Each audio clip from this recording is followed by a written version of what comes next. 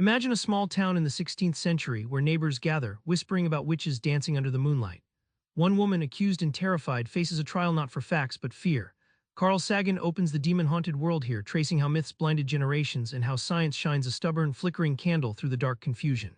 But why does this ancient darkness still grip us today despite all our knowledge? That's the mystery Sagan unpacks.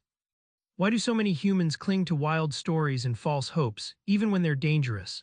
Sagan tells us it's not just ignorance, it's an alluring trap built into our brains. Sagan recounts the Salem witch trials of 1692, innocent people condemned because fear overwhelmed reason. It wasn't simple stupidity, it was a culture choking on superstition where doubting your neighbor could mean death. The story is a brutal reminder: when fear wins, logic dies. Think of science as a flickering candle that cuts through the suffocating darkness of superstition.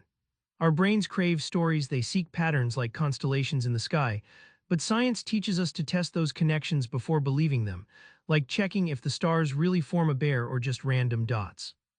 When you apply skepticism and demand evidence, you reclaim your mind. That's the payoff Sagan champions, the ability to protect your freedom and democracy. Critical thinking isn't just intellectual, it's a survival tool against magic's dark seduction. Fast forward to today: ghosts, alien abductions, miraculous healings. Sagan shows these aren't just harmless stories, they're roadblocks that trap us from seeing the real world clearly. Sagan dives into famed UFO sightings and alien abductions, like the Betty and Barney Hill case in 1961. Their intense anxiety and cultural images shaped what they remembered, not extraterrestrial facts. This shows how sensational myths hijack rational thinking. Our brains are wired for pattern recognition so strongly that we sometimes see patterns or intentions that don't exist, like hearing whispers in static or faces in clouds. It's the same mechanism that helped ancient humans survive, but now tricks us into embracing illusions. By swapping out superstition for scientific curiosity, we discover a universe far stranger and more beautiful than any ghost story.